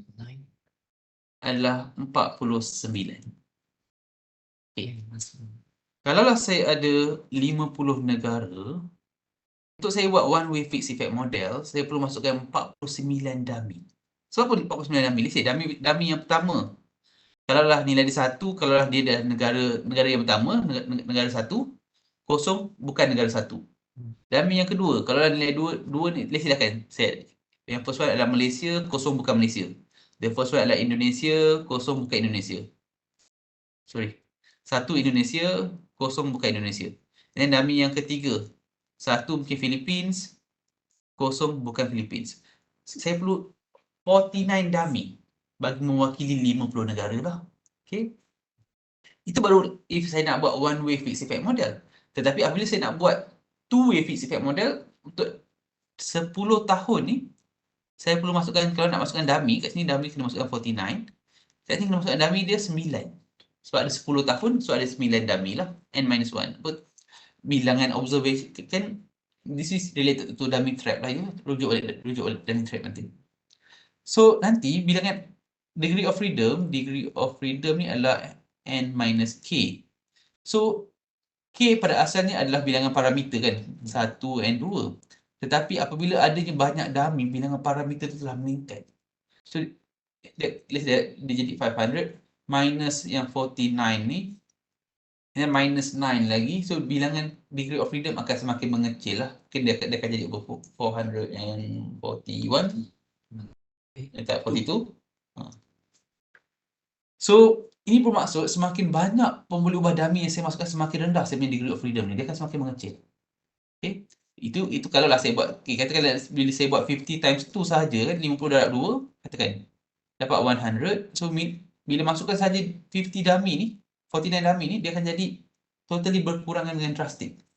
Sebab itu, when you introduce too many dummy variables, you will run up against the degree of freedom. Maksudnya, you akan ada masalah degree of freedom lah.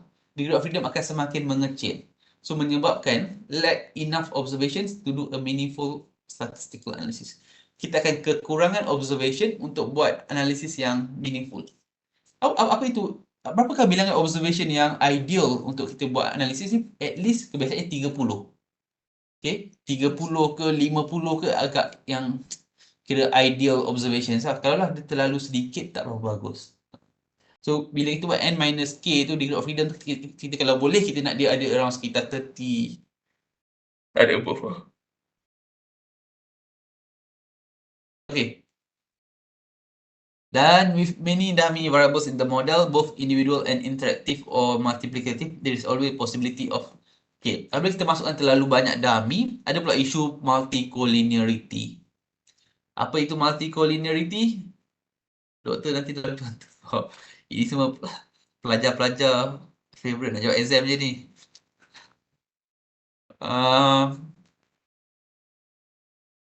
Kebiasaannya lah ya. Untuk exam tu anda perlu tahu dan explain sedikit lah. It can be either 3 or 6 marks. Sorry. Either 3 or 6 if not mistaken lah. Macam tu lah. Lebih kurang lah ya. So, biasanya kata you kata okay, dia akan menyebabkan masalah multicollinearity. Ini sebab you kena cakap akan sebab apa menyebabkan masalah multicollinearity. Ataupun you nak bagi contoh, you boleh bagi contoh.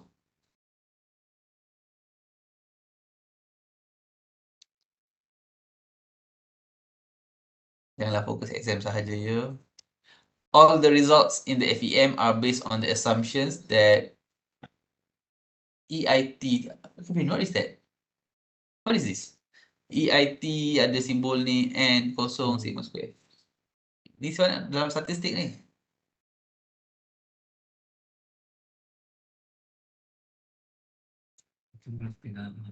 Macam pernah nampak tapi tak tahu apa you nampak. Ini adalah EIT tu adalah terma ralat lah kan. Terma ralat. Okay, yang simbol macam apa panggil yang macam sama dengan yang melengkung ni kan. This is, we call it is terma ralat bertaburan secara normal dengan kosong ni zero mean and standard and variance sigma square. So error term are normally distributed. Dalam bahasa Inggeris kita kata when we say that the error terms are normally distributed, the variables are normally distributed. Kita akan tulis something like this tau. X, kalau X are normally distributed dengan mean 0 and standard deviation sigma, variance sigma square. Ini nampak. This is what we usually do lah. So you guys need to know lah bila you buat yang benda ni means that is normally distributed lah. N is normally distributed. Sometimes we use B. B is for binomial distribution. Tapi korang tak belajar aku rasanya. As the index I refers to the cross-sectional units and T times series observations, the disturbance term EIT is likely to suffer from problems of heteroscedasticity and autocorrelation. So dia kata isu dia adalah disebabkan terma ralat ni bertaburan secara normal. Sebab kita mengandaikan terma ralat bertaburan secara normal, dia dan terma ralat ni berkemungkinan mempunyai masalah heteroscedasticity dan masalah autocorrelation. So apa itu heteroscedasticity dan apa itu autocorrelation boleh refer baliklah korang punya nota lama. Okay. Rasanya ini sahaja untuk nota kita pada hari ini sebab disebabkan oleh yang random effect saya tak buat lagi lah. So, kita akan masuk exercise dahulu. Sebab saya memang tak nak masuk random effect lagi. So, that's why this morning saya stop pada phase effect sahaja lah. Let's do some exercise first. And then we will continue. Dalam ni macam ada exercise latihan dua. Benda.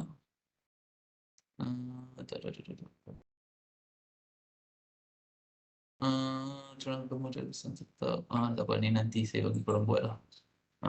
For now, I give you different exercise. Bahan pengajaran semester 2, ekonometri 2. The real and use kita ada. Panel, TV, final, assignment, template, data kajian, template hasil kajian, what is this?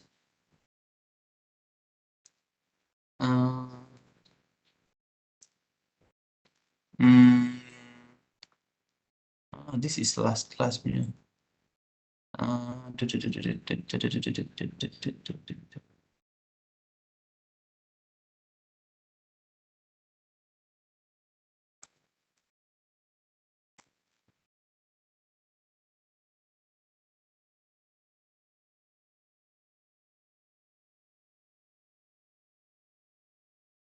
Basic adjustment.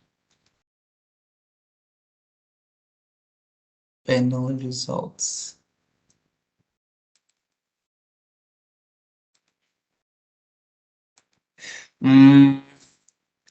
Sekejap ya. Saya tak jumpa dah latihan saya ni. Let me see it here.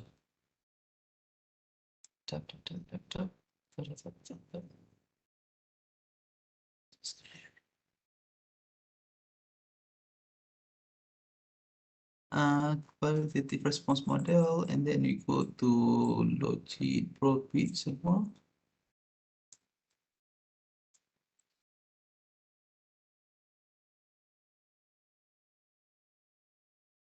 Okay, this is for panel.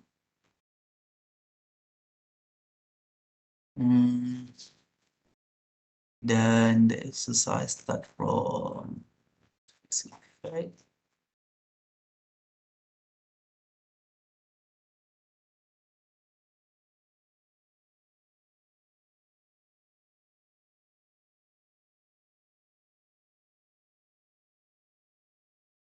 fixed effect model, fixed effect model. Dia banyak contoh-contoh penganggaran tu saya pernah buat penganggaran tu sekarang ni.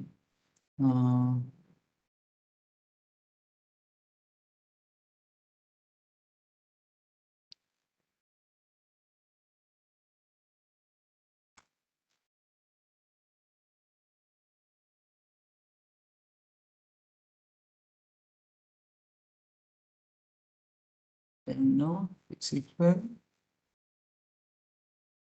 Random effects.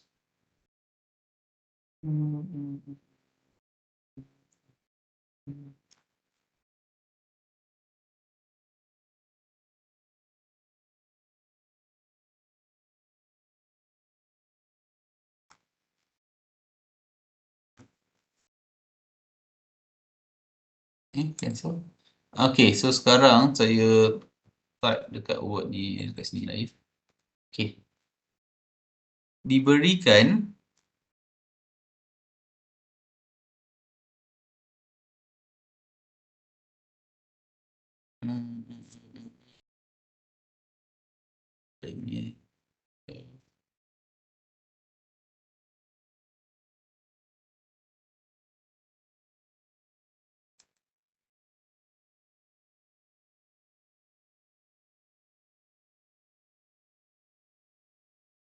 kalau saya ada nilai RSS bagi model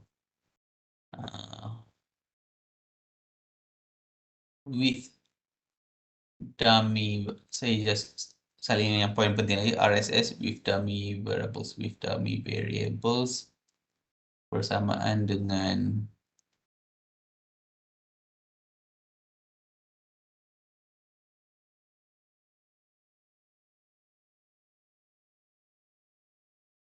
kosong poin 97162 RSS without dummy variables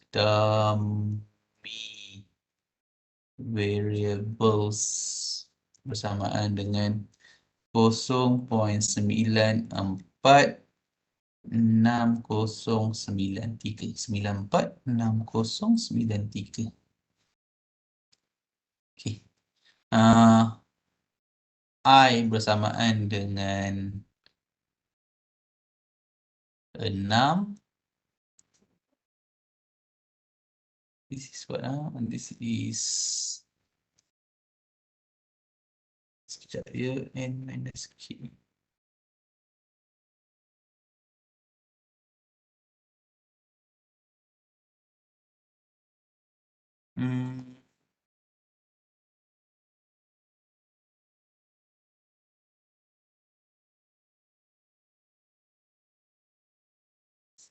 Bilangan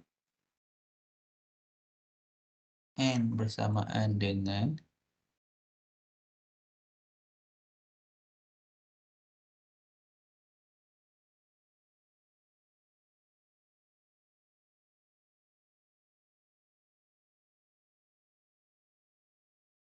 90. Mana yang tiba ni? Doktor, ada possible ke nak habis chapter 3 sebelum balik? Mana possible ni? Hari ni kelas dah nak habis dah.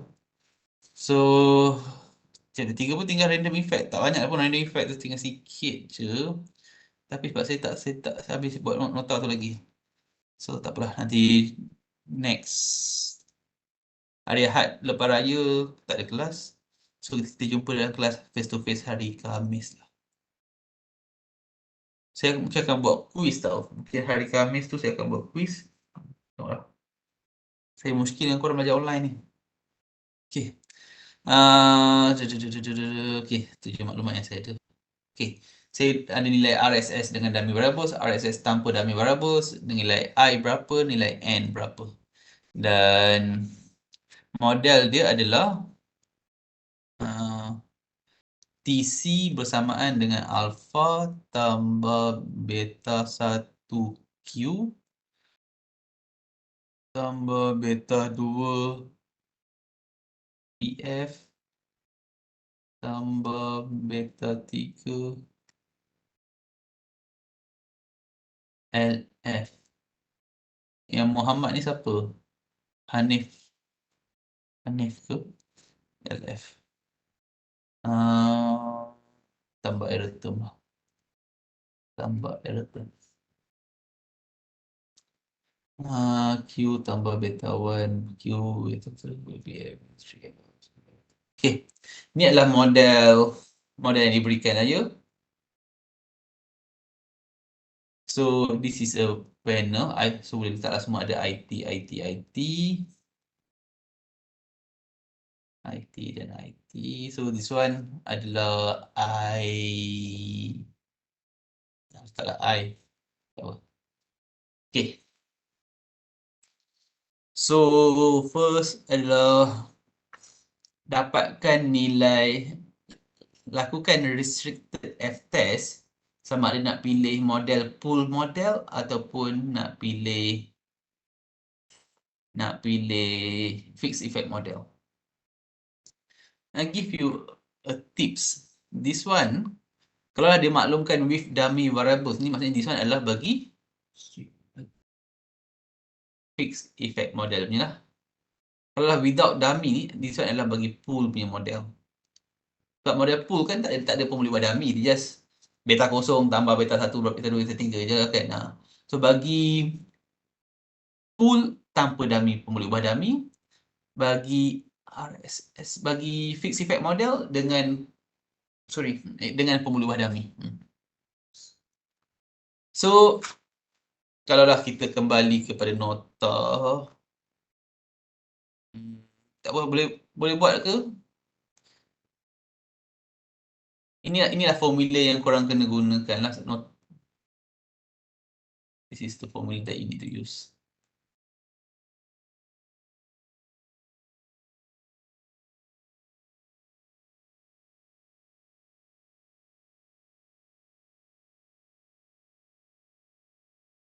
So yang restricted itu, RSS untuk restricted yang dengan restricted itu adalah dengan pemboleh ubah dummy. Unrestricted adalah tanpa pemboleh ubah dummy, ya. Cuba calculate berapakah nilai, just dapatkanlah F statistics dahulu.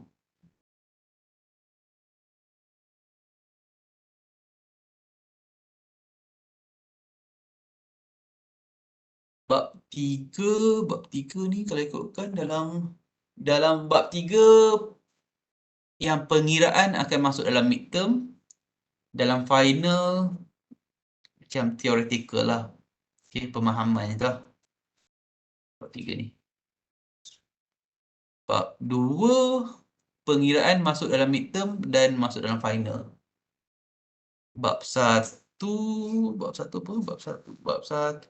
dummy dependent.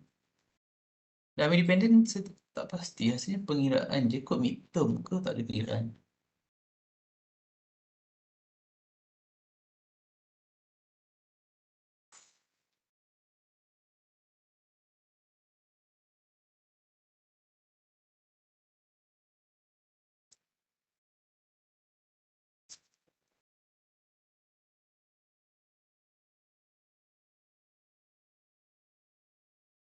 Maybe I can do this one. I can snapshot it.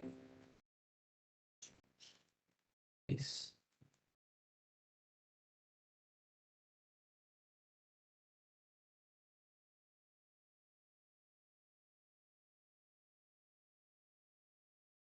Macam tu lah.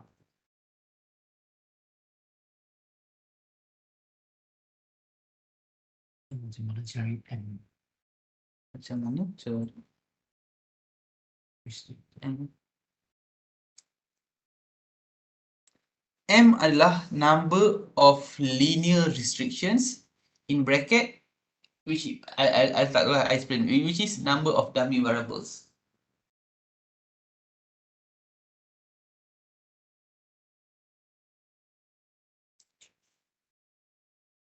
This is for one-way fixed effect. Ya?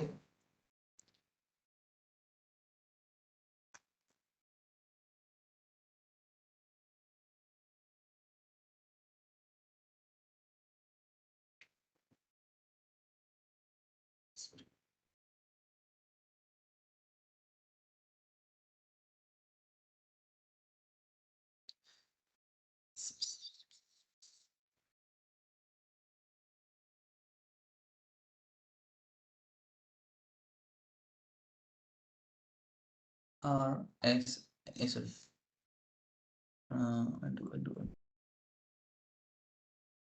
F step bersamaan dengan RSSR tolak RSSUR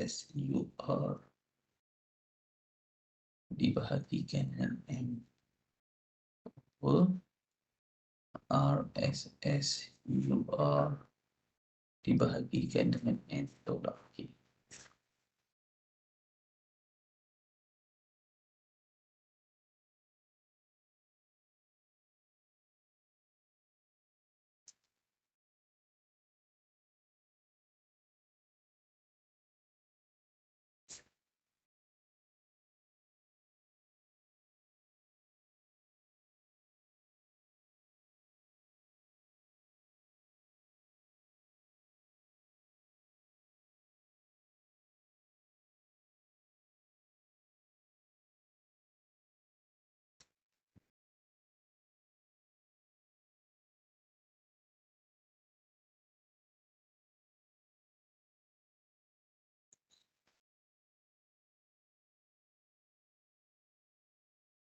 Restricted model.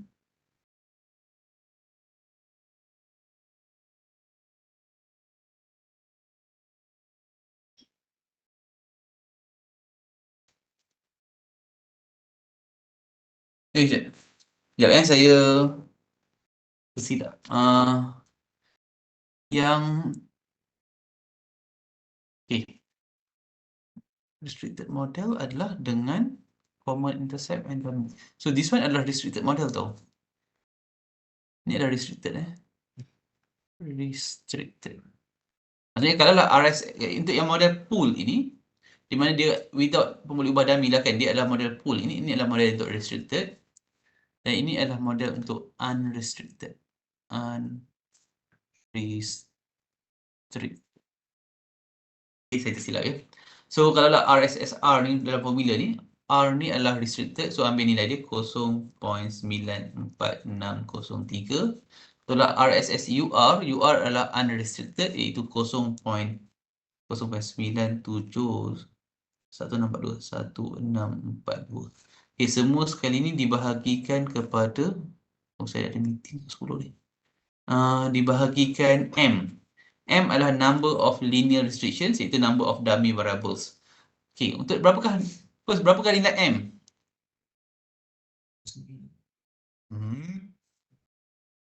Bukan 5, bukan 89. Berapakah nilai M? I-1, 5.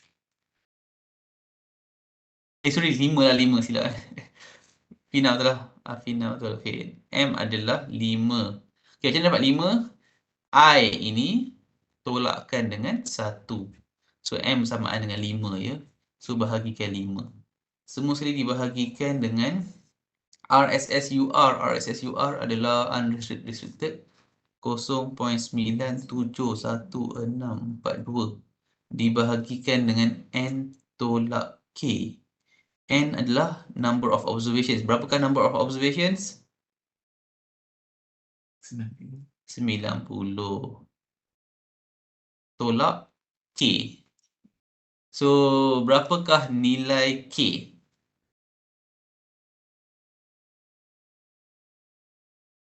3 salah. Okay, dia kata sini, K ni adalah number of parameters in the unrestricted regression. Okay, first, unrestricted ni adalah pool ke fixed effect?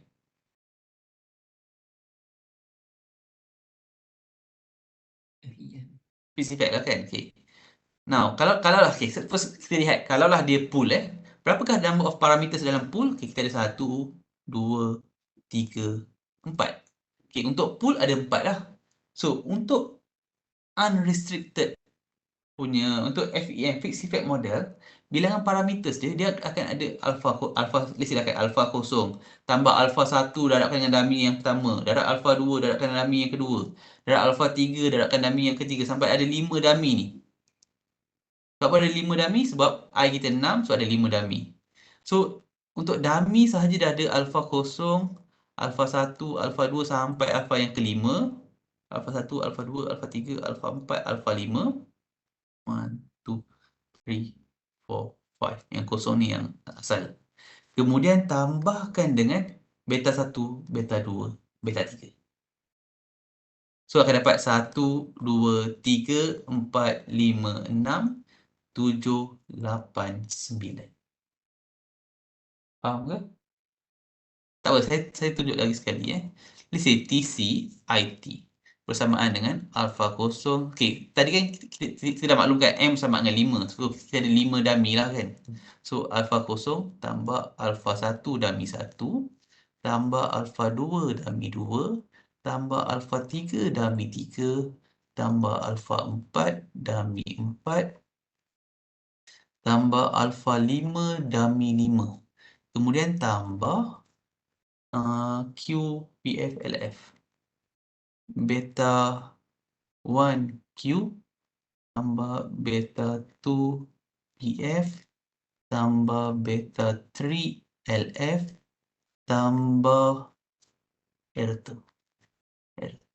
So model dummy tu dia model fixed effect dia akan jadi panjang macam ni tau. Walaupun waktu kita tulis memang kita just letak alpha I melambangkan dia ada banyak I lah kan.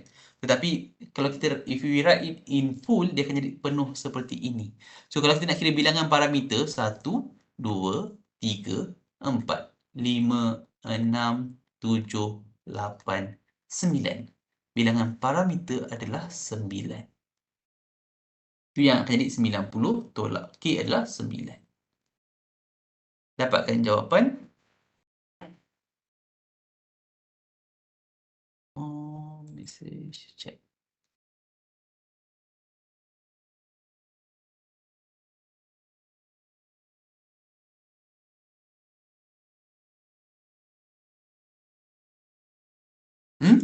Negatif?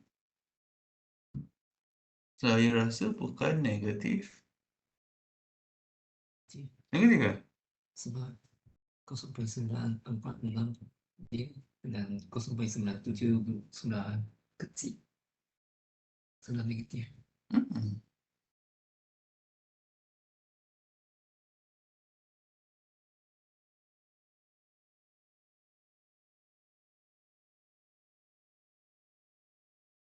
Negatif 0.4260 negatif 0.4260. Nanti saya akan semak balik lah ya. Okay, once dah dapatkan F-stat ni, once anda dah dapat F-stat, bolehlah dapatkan F-critical. F-critical adalah alpha ni adalah nilai aras keertian lah kan. Biasanya alpha bersamaan 5% lah kebiasaannya. Okay, once dah tahu berapa nilai alpha, n minus m. M ni tadi adalah number of restriction. So, m kita adalah bersamaan dengan 5. N minus k kita adalah bersamaan dengan 81. So, tengok table F. Dalam table F, kalau korang rujuk balik korang punya buku ke apa ke, tengok dekat sebelah atas ni ambil yang 5, dekat sebelah bawah ni ambil yang 81. So, korang akan dapat nilai dia. Kalau ikut dekat table saya ni, saya akan dapat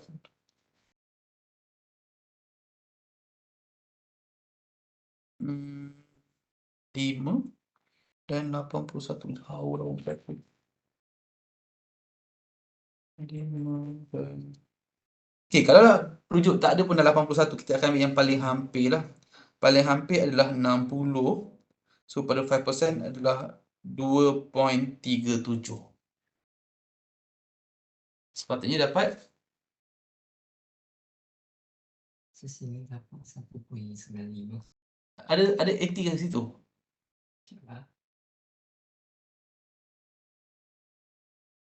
5 1.95 tu 10%.